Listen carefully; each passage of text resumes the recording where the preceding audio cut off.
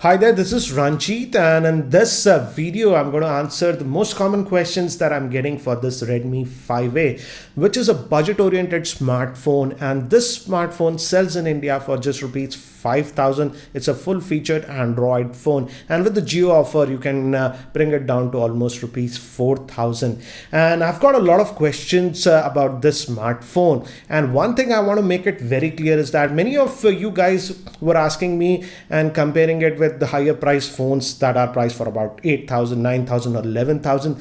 If you have that kind of a budget, this smartphone is not for you. This is a smartphone for a person whom even spending about 5,000 rupees is an effort, and this is targeted towards those kinds of users. Or if you already have a good smartphone and if you're looking for a secondary smartphone that does not cost a lot, this might be your ideal solution.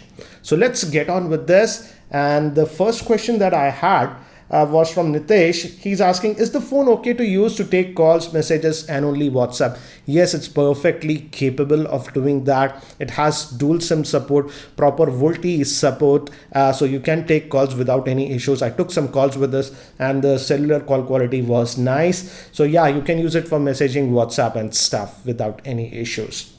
And next is from Das. He's asking, how's the basic performance and camera performance? The basic performance, I would say, watch my Redmi 4A review. It's exactly similar to that, because this one is also having the same processor, that is the Snapdragon 425 chipset, which is actually a quad-core processor. And in general performance, I would say if you're not a very heavy user, it will handle stuff fine. But the camera, again, if you're expecting a lot with the camera is not that great. It's just like the camera of the Redmi 4A in indoor lighting and artificial lighting. It will struggle. Again, watch the unboxing video that I posted with this one. There I have some camera samples. So again, if you're expecting a lot with the camera, no, you have to move ahead. I would say go with the Redmi 4, a regular one. That I think so the basic variant of that sells for rupees 7,000. That has a much better camera, and that also has a fingerprint scanner. And before we move ahead, this Redmi 5A is sold in two models. This is the base variant that comes with 2 gigabytes of RAM and 16 GB of internal storage. This is for rupees 5,000.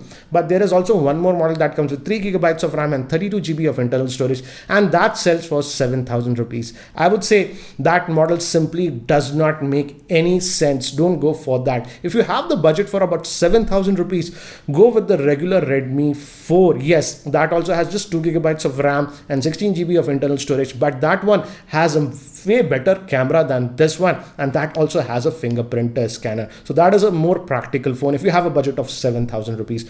But let's talk about this one, and I'm looking at the budget price of about 5,000 rupees. So let's move to the next question. And this is from Chetan. How is the RAM optimization on the 5A? It comes with 2 gigabytes of RAM, and with normal usage, I would say casual, not heavy usage, it was fine. About 3 apps, or if small apps are there, about 4 apps will be there in the memory, so you can jump between the apps. But again, if you're expecting monster multitasking performance, you won't get it. It just has 2 gigabytes of RAM.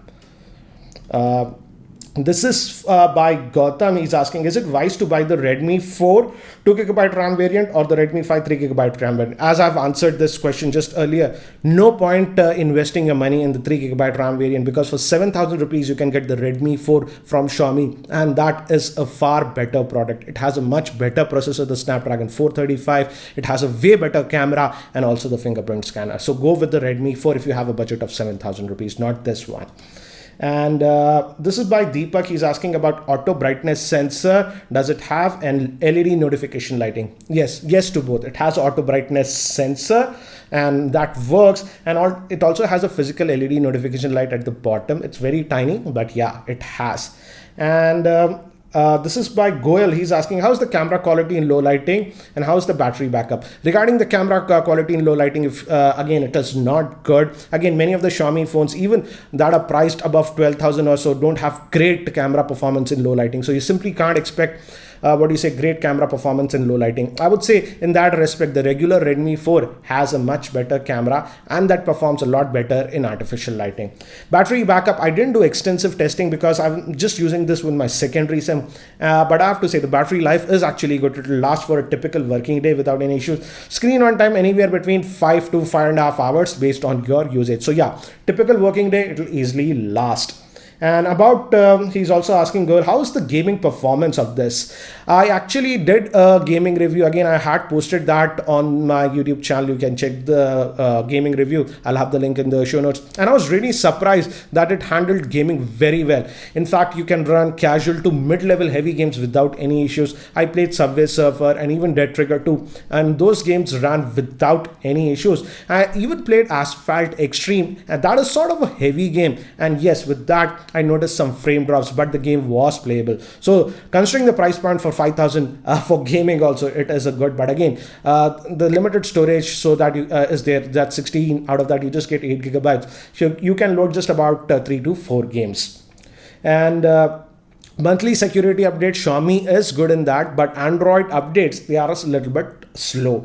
And I also like the fact that they are not skimping on the software features. You get the same software features that you get with a lot more expensive Xiaomi phones. For example, I'll show you some interface options. In the later part of the video, there was a question, I'll show that. And this is by Archit Gupta, Redmi 4 versus Redmi 5A. Camera and processor. Obviously, the Redmi 4 is better. It is having a Snapdragon 435 chipset, which is an octa-core processor, and this is just a quad-core processor. And the Snapdragon 435 has a better GPU, and also it has a better camera and fingerprint. So yeah, between the Redmi 5A and the Redmi 4, definitely the Redmi 4 will be better. This is by Mr. Banerjee. How's the battery and the RAM management and price to performance? If you talk about price to performance, I've already talked about RAM and battery life. Price to performance, as of now in India, you can't get a better smartphone for 5,000 rupees, considering the overall package that you are actually getting. Jay is asking, how's the audio via the headphone jack?